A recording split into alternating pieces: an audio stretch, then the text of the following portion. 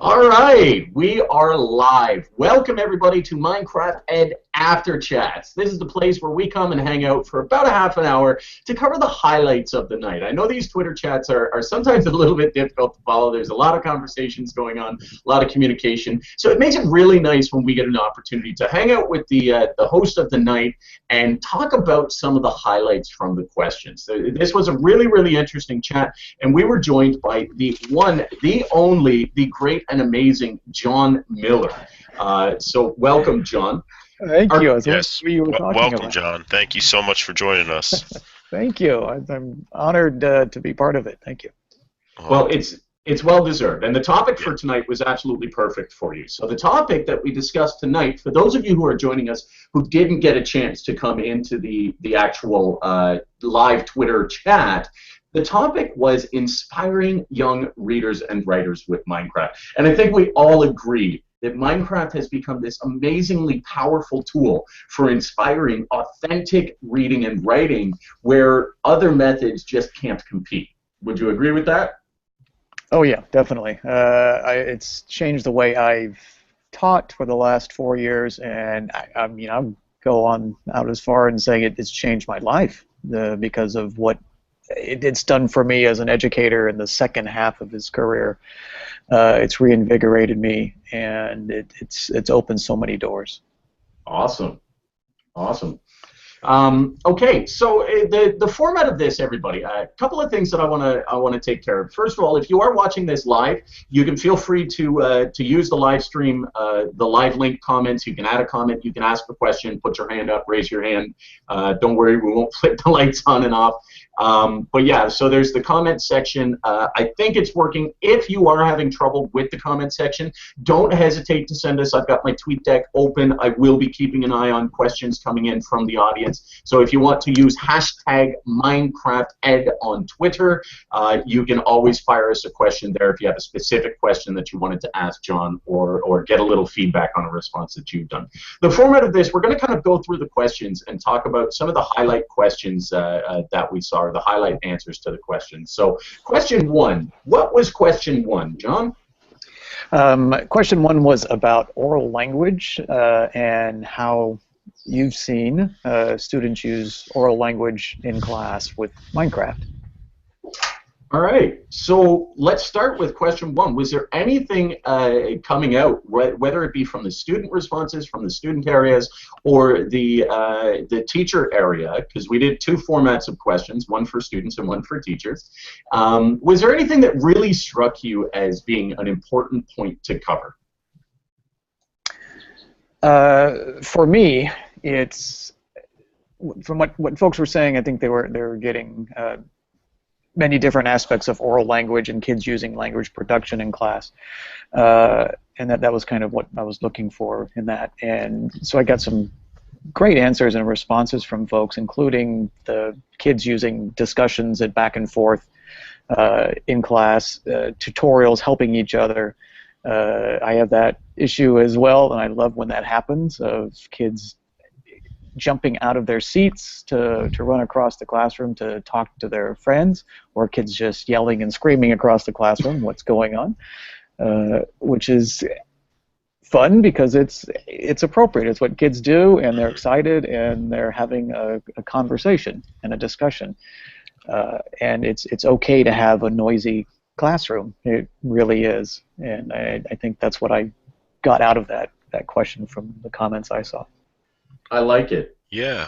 That sort of came up. I know I was talking with Sperry Howard, and it's, when we talk about oral language, it's not just speaking, but it's also listening.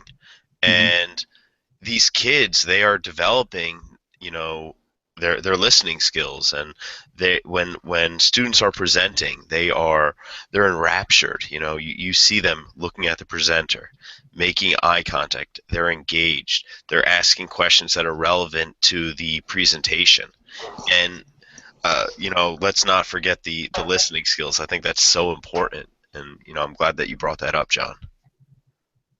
Awesome. The only point that I can really add to this is this idea that with Minecraft, for any of you educators out there who are new to Minecraft or brand new to Minecraft and the experience, Minecraft becomes a very, very iterative tool. Kids know that when they go in and they build, there's this level of collaboration, this level of communication that happens. And whether it be somebody is building something, or whether it be you're in a survival world or an adventure world, there is a teamwork approach to it. And the communication that happens orally from that is just absolutely astounding. And I think Minecraft has lent itself well to millions of kids around the world, connecting via Skype, connecting via other communication methods, TeamSpeak and whatnot, to battle in PvP arenas, to do all of these things. So they really have a cultural connection to the oral requirements of Minecraft, and I think that supports itself well in the class if we follow your advice, John, and say, let the kids be loud, let them engage. Right. It's going to add some value to them and make it a more authentic experience. Yeah, right. And I've experienced that this year with kids, because through the writing and then the Minecraft play, I've experienced both ends of that. Because when we write, the kids are, because they're writing, and that's kind of coming up a little bit later, but they're so intent on getting the perfect sentence down or all their thoughts down that it is just so quiet you can hear a pin drop in the classroom. And to have that experience over the span of a couple weeks and seeing that range of development in my students, I just love it. And I don't think anything else out there can provide me with what Minecraft does. There's an interesting point I want to make, and not to cover question one too long, but Pickleberry was one of the students who actually joined us in here, and I think there's a relevant point that she made, which is I have actually shared a lot, mainly about this chat, whenever I get into a conversation and Minecraft in Edu in general. And this is a very interesting point. Where else in our lives do we see students talking about learning, talking about school and what's going on in school among their friends? Yet, if a student creates something in Minecraft or plays an adventure in Minecraft at school and learns something through it, those are conversations that I guarantee you they have with their friends on the outside. And you know, it's tremendously powerful to see that in the community. So that was the point that I wanted to kind of bring up. Question two. Yeah, Go ahead, Mark. Yeah, I think that leads perfectly into question two. What features Minecraft help to develop vocabulary? John, did you want to start this? I want to start this. Yeah, go ahead. Because I really like the point that you had made, Mark, in terms of Redstone, and I'm probably stealing yours, John. But you made a comment about Redstone and how it develops technical vocabulary. And it really and truly does. And the amazing thing to me about Redstone and these contraptions, these creations, it starts students thinking about electrical engineering and engineering concepts and mechanical concepts that typically are not thought about in the grade levels when students are playing this. My young nephew at 6 years old is talking about Redstone and TNT and creating Redstone contraptions. There's nowhere else that he would talk about electrical engineering concepts until grade 6, 7, and 8. That, to me, is hugely powerful. One thing that stood out to me was also Pickleberry. She had spoken about playing on servers and where there are foreign language players. And she said just being immersed in these foreign language chats forced her to, I'm assuming, use tools like Google Translate in order to look up, you know, foreign language in order to communicate with these people on the server. And I just thought that was brilliant. A whole new element of, you know, adding language in there and developing vocabulary, foreign language specific vocabulary. I thought it was brilliant. Excellent point. Great, yeah, and I'm going to dive in and the same thing with you know, some of the Minecraft vocabulary that I really didn't know myself until I started looking at, you know, the Scholastic books, the Minecraft books, and reading along with the kids. And it was extraordinary what was going on in the class as we're kind of in there at lunch nerding out over these books and talking about comparators and repeaters and powered rails and like, what is going on here? and we've just kind of figured it out together. And that level of vocabulary development, it's almost as if it's accelerated because of this game, Yes. Minecraft. When you are immersed in the world, in the setting, in the world of Minecraft, you have to use that domain specific language in order to communicate effectively. And Terry said we must use the correct language to experience the world. And I just thought, wow, that's so accurate. I mean, that I think just sums up question 2. Bingo. Absolutely. I'm going to drive it to my background in terms of YouTube. Kids are watching thousands of hours, like realistically thousands of hours of YouTube.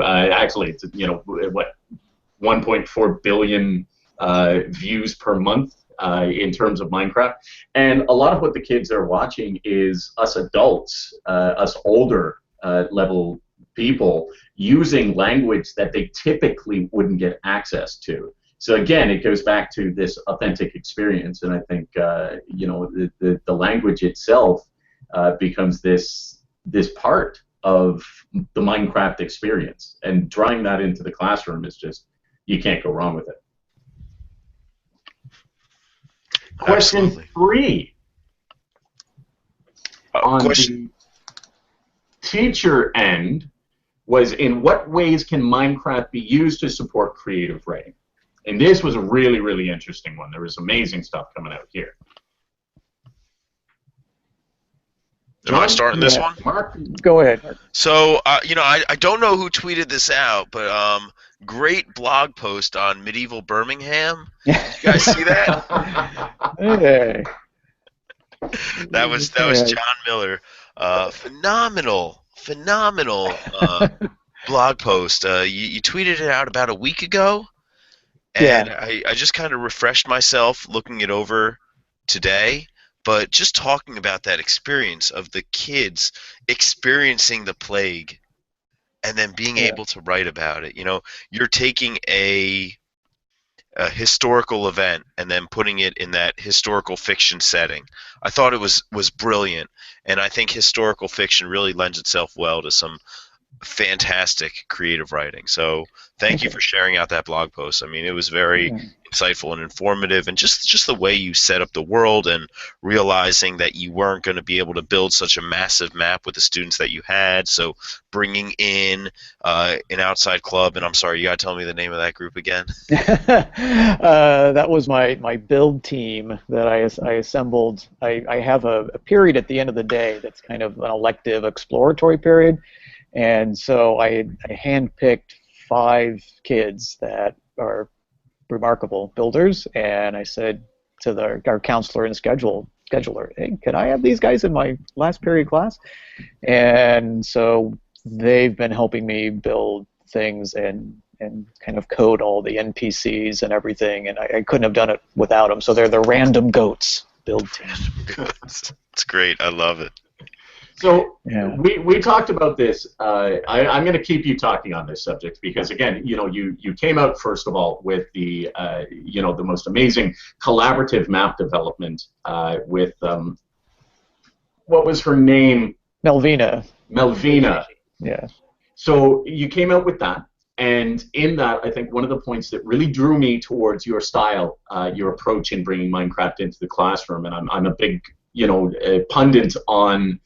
Do it authentically. Do it so that it matches their experience in the game as they typically play, because that's what's going to capture their attention and keep the learning relevant. Now you've come out with this Birmingham, and we had spoken about this at length earlier.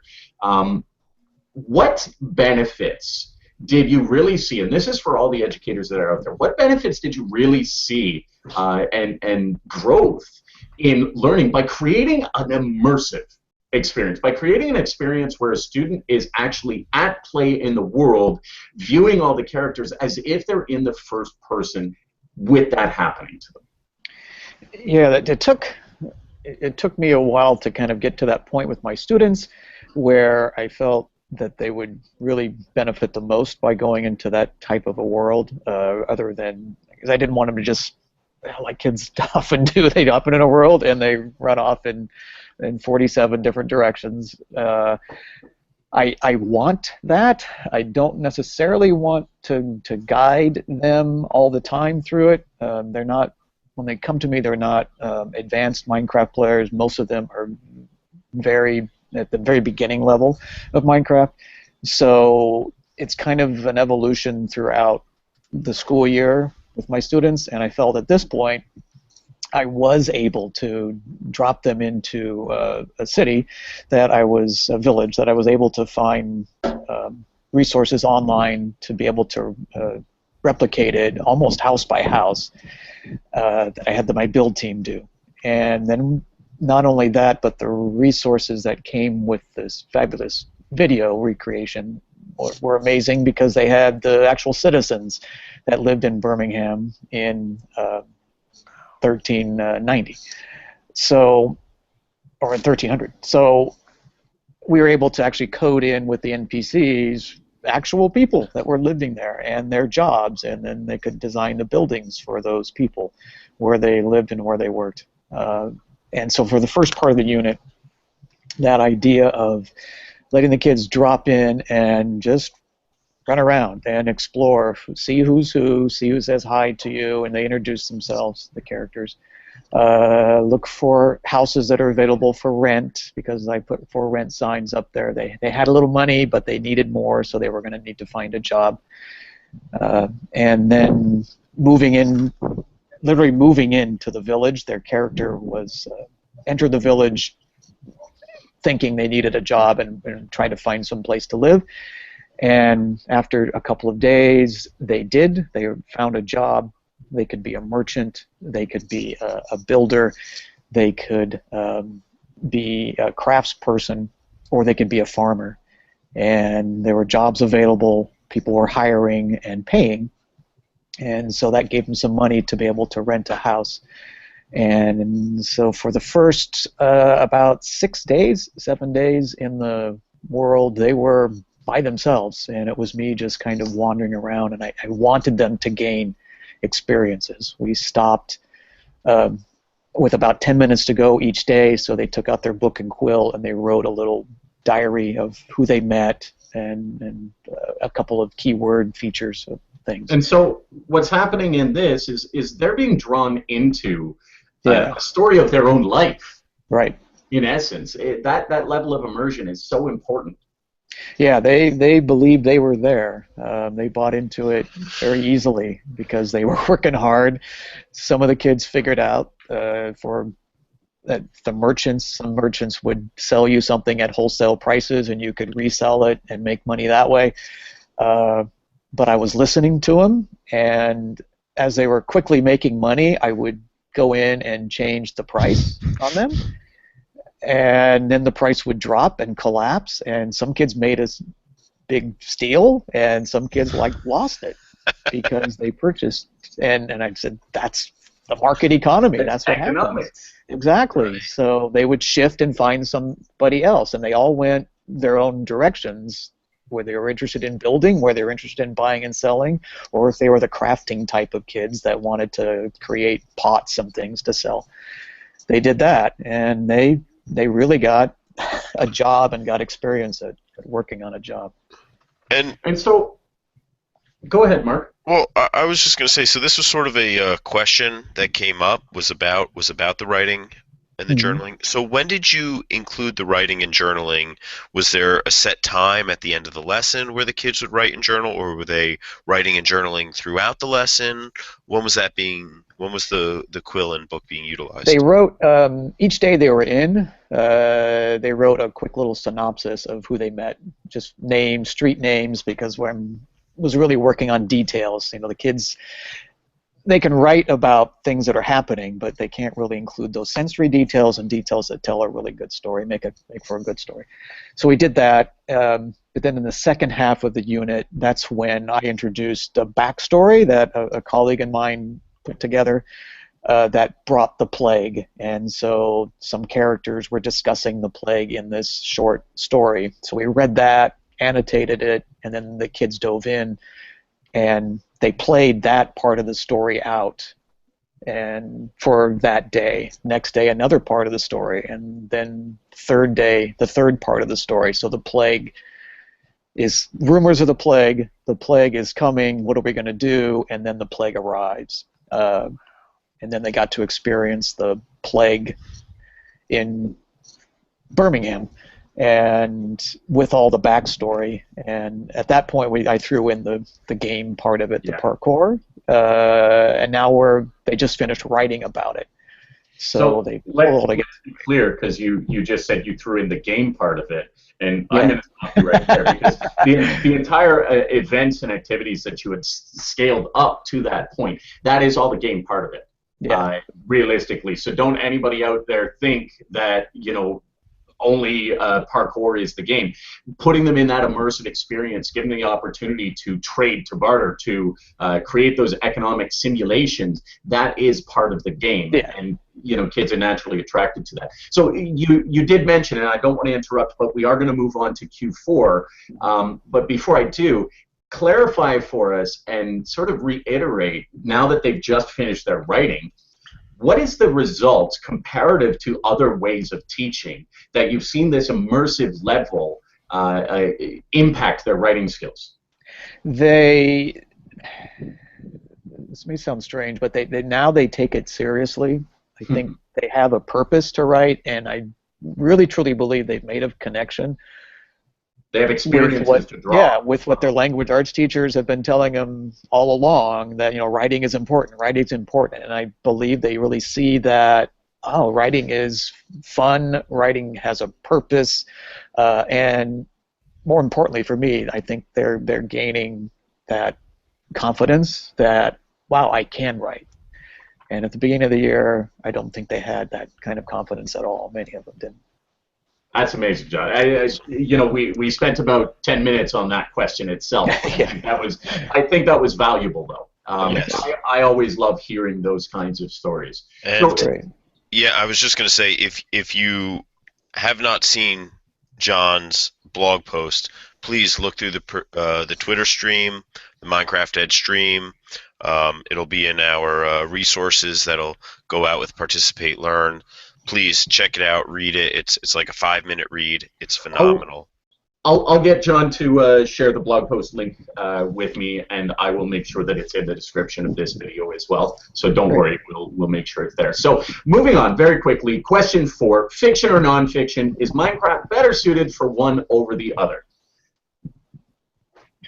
And I threw that in there because I wanted to get that discussion on controversy. Yeah, create a controversy. And I think it did. What were your thoughts? What do you think? You had an agenda going in, of course, as to what point you wanted to get out. So what was that point very specifically? And do you think that was captured upon? And was there any comments in particular that really struck you as being powerful in this regard? I think that, you know, for a lot of us as teachers, and especially if you're new to Minecraft, you focus in like a laser on one area, and that we can't necessarily see the other side. How would language arts and math teachers use this as a history, or as a science and math teachers use it as a history teacher speaking? And so that's kind of what I wanted to throw out there, because I love, clearly I love the fiction side of it and having the kids create their own stories. But that nonfiction aspect, where if we think of it as a book, where the kids are learning through describing things to each other, creating tutorials, the YouTube videos, the books, the interaction, I think that is certainly as equal, if not more powerful than fiction. That nonfiction writing is critical for kids in the 21st century. Maybe not so much in the past, but man, this is a technical world. Yes. And we have to produce kids that can read and respond to and deeply understand nonfiction and the process of writing nonfiction. Excellent. Mark, what are your thoughts on that question?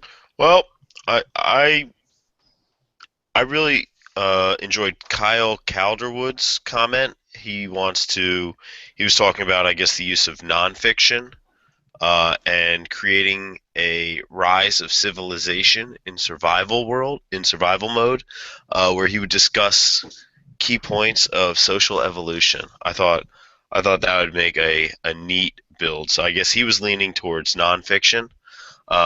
You and I sort of went back and forth a little bit with using fiction to leverage nonfiction, and then vice versa, using nonfiction to develop those fictional skills. And I think that you have to have a strong background in nonfiction in order to really create these fantastic fictional worlds. When you're well grounded in religion and history and mythology, I think that's when you can really build these fantastic fictional worlds. So I personally am leaning towards that nonfiction camp in order to build your fictional storytelling.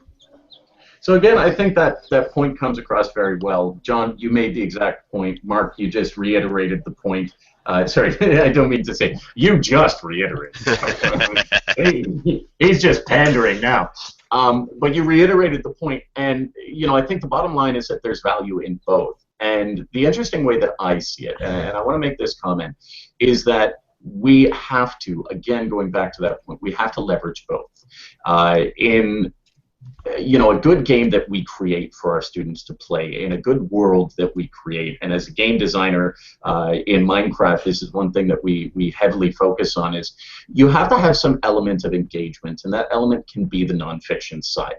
But we are in an area of education where our goal is to develop critical thinkers. Our goal is to not tell students how to think or what to think, but our goal is to plant the seeds so that they start to critically think about that. And in every world that we create, John, your world, your Birmingham world, for a perfect example, it's this sort of fictional simulation story that is ongoing, that draws them in, that engages them in that element. But by taking the true nonfiction elements and putting it into this character, this non-player character, and that, having them tell the history of what's going on, including all of those details. And we can do the exact same thing with engineering, with space travel, with whatever subject or content you need to teach the actual content of, we can do that. Trying to do that on its own without that engaging element of nonfiction is not necessary. You don't need to. You can leverage one off of the other and get this beautiful opportunity for students to stay engaged in that content matter. The other side of it is don't force them on it. And John, I think you've made that very clear in the world that you created. And I do the same, is give the students the opportunity to play through the main content that you want, but leave those side content pieces. We call them side quests in role-play development. And those side quests become an opportunity where a student can naturally gravitate towards, and you're not forcing them to learn the information, but guaranteed they're going to think about it. Right. Right? Yeah, they get options. I'm not forcing them to go in one direction or another. They can work for who they wanted to. They can interact with what characters they want to.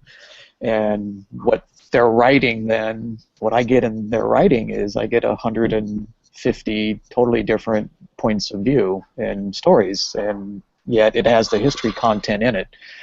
And it's just a joy to read. And that's what we teach when we're teaching history. Is not, long gone are the days when we're talking about, okay, you need to tell me the exact date of the Battle of, Birmingham, or the Battle of, and I don't know all these battles again, but that's not the point of teaching history. The point is to critically think about, how the growth of our civilization has come to where it's at, and where are we going to take it in the future. Correct me if I'm wrong. No, that's it. Bingo. Yep. So the options become very important. Let them naturally gravitate. Okay, awesome. Very, very good points there. Question 5. Our final question was, what book or short story would you most love to explore? This is a really, really awesome question. Go ahead, John. Gosh, I think it was Terry wins for me when she put down Troy, because I put down Hogwarts because I like that idea of a hub for my kids and the classroom, and who wouldn't want to start at Hogwarts and then go off on adventures from there. But oh man, Troy would be spectacular. That would be really fun. Agreed. Yeah, the Iliad or the Odyssey would be just amazing. It'd be so amazing. So Love to see that. my big one was Lord of the Rings, and it scaffolds into a point. Actually, the first thing I was going to put is Game of Thrones. I don't know if Game of Thrones would be exactly appropriate to have in the classroom, so I Probably not. left it out of the comments. But it's very interesting when you take a look at the YouTube community, you take a look at the trending community that's out there. The worlds that are being created now, the adventure maps that are being created, all span from these amazing stories. They span, there is a Troy map, there's the Assassin's Creed series of maps that people have created. In fact, one group has created Westeros, so the land of the Game of Thrones. Yes. Hobbit craft or Lord of the Rings craft, I think it's Tolkien craft, has actually been creating for years and years and years now, recreating the elements of Lord of the Rings in Minecraft. And this is something that kids know, and this is something that kids love. And I think what I love about this question is it poignantly states we have to leverage their pop culture. And we have to leverage what we need to teach. So let's combine the two together. If we can get a student, I remember one of my earliest experiences working with a teacher was a very young group of students, and the teacher was reading a book about being shipwrecked. And she wanted to know how could she use Minecraft to work with this. And so we set her up with a map that allowed her students to participate in this shipwreck, to participate in this Lost Island struggle and survival. This is the element of Minecraft that becomes most powerful, is we can align a love of reading and a desire to read these stories by saying, look, I'm going to put you into the world of this. In order to succeed in this world, you got to know the story. Mm-hmm. Yep. Yeah. No, Minecraft is absolutely, you talk about the SAMR model. Minecraft is absolutely redefining the things that we can do with literacy and with texts, and just immersing the kids in the world of the books. And you take an amazing text like Lord of the Rings, which it was revamped 10 years ago with Peter Jackson's movies, and now it's being redone again, but this time not in movies. The kids aren't at the movies anymore. Where are they? They're at the video games. They're in Minecraft, and so we need to meet kids where they are. And if that means redefining a classic text like Lord of the Rings, seminal work in fantasy, then that's where we need to go. And that's where the kids are learning. So let's meet them there. Absolutely. I want to make a quick plug for something that I'm doing, and it's not a for-profit plug. It's actually a for-loss plug. But I created a contest recently because it's Shakespeare's birthday last month, in the month of April, as well as the anniversary, the 400th anniversary of his passing. And I wanted to come up with something that incorporated Minecraft and allowed students an opportunity to learn about Shakespeare and learn about his works. There is nothing more powerful than going through a book or something that kids typically would take a look at, and it's this big thick book. No, I don't want to read that. But because they're engaged in it and it has to do with Minecraft and it's so culturally connected, it draws them in. So I created the Shakespeare Contest. You guys can take a look at it at http://shakespeare400.mygage.com. And me and my company are giving away $250, including a $200 classroom bursary, for kids to not just learn about Shakespeare, but to recreate something that Shakespeare has done, or to celebrate the life. And some of the ways that we want to do it is by changing the language of Shakespeare to meet Minecraft. And the reason why I'm bringing this up is because a point that I think we can all benefit from is if you imagine a kid trying to recreate a life in Tolkien world or in Hogwarts, they'll read the books to try and understand the language, but then change the story. And that, I think, would be so powerful for them to actually go through that story and pretend to be Harry Potter. And you get this completely rewritten version of Harry Potter. I just Yeah. think that would be brilliant. I couldn't agree more. And, teaching fifth grade, Shakespeare is not something that is in the normal fifth grade curriculum. However, your program, Garrett, I do want to say it's gotten a couple of my students excited, and they're excited about this Shakespeare build, and they are doing their homework, and they're reading about Shakespeare, and they're learning about Shakespeare, and they are building at home, and they're bringing their builds in, and they're sharing it with me, and they're showing me what they're doing, and you've got them excited, and that's I can't say anything more. You got kids excited about reading works that are 400 years old. What more can you say? I think again, and John, you'll definitely agree with me here. Is the excitement is not just in the idea that they get to interact and engage with these books in a different way. It's the fact, or sorry, that they get to do these books in Minecraft. It's not just Minecraft. It's the fact that they get to interact and engage with these books. That's the bottom line. Well, and I think it's a form of expression. They're expressing themselves in a unique way, because the way I envision and see something is going to be different than the way somebody else envisions and sees something. I think it's a very powerful form of expression as well, and I think that's what I see. My fifth graders, who are really just beginning to discover themselves and emerging as much more autonomous individuals. They're discovering themselves, and they use Minecraft as a form of expressing themselves. Good point, John. Yeah, that's a great point. Yeah, Minecraft has done so much for my students. I mentioned earlier what it's done for me, but I mean it's really changing lives of kids, and I have yet to find a drawback in my class. I try not to just do it every single day, and I don't think it wouldn't necessarily apply to a daily thing. But everything that I've tried has been worthy and has been important, I see, to them, because we're pushing the bounds here, and they deserve it. We need to change some things in education, and I think this is a very positive step. Mm-hmm. I couldn't agree more. The term I use all the time is empowering. This idea of changing lives is a fantastic point to leave the conversation off at, because we are seeing students today be more empowered, growing confidence in areas of reading, writing, and arithmetic that they have never done before, that they've been afraid of.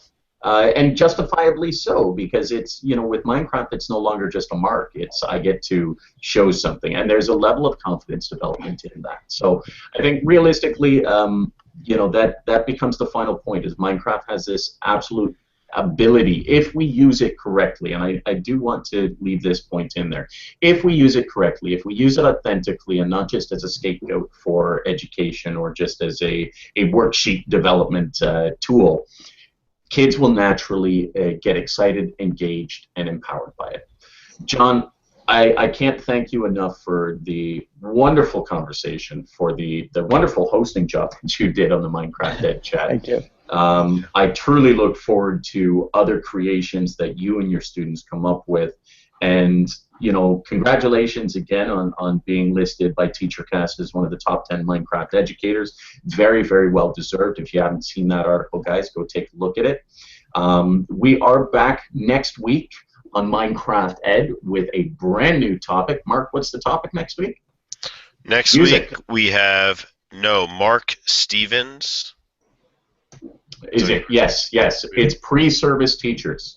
Pre-service teachers. For any of you teachers out there who know some pre-service teachers or some university instructional technologists who are teaching the pre-service teachers, it's going to be a fantastic discussion. Mark and his crew are doing some amazing work over there, so we're going to have a discussion on pre-service teachers. Make sure you follow us at PB Jelly Games, at Mark Rundell, at John Miller EDU. over on Twitter. We're always there. We're always willing to support the Minecraft education community, and feedback is very welcome if you have any feedback on the Minecraft Ed Chat. So again, thank you very much, John. Thank you, Mark, for the amazing job that you do helping to co-host the Minecraft Ed Chat along with me. And is there any last and final points that anybody wants to make? John? No, other than keep Minecrafting, everybody. Keep Minecrafting. Yes, and I just want to remind everyone about our friends at the EdTech Bridge chat, which is tomorrow night at 8 o'clock, and the Games for Ed chat, which is on Thursday nights at 8 o'clock. So check out our friends, and see, if you can, hop in their Twitter chats. Please join them. Games for Ed, Thursdays at 8, and EdTech Bridge, Wednesdays at 8, I believe. I think EdTech Bridge is at 7. Okay, I might be wrong. It could be 7. I believe, but you guys will figure it out. You'll see the tweets. Just keep an eye on the tweets. As always, guys, thank you so much for joining Minecraft Ed. I hope that the after chats are becoming beneficial to you, especially if you missed the Twitter.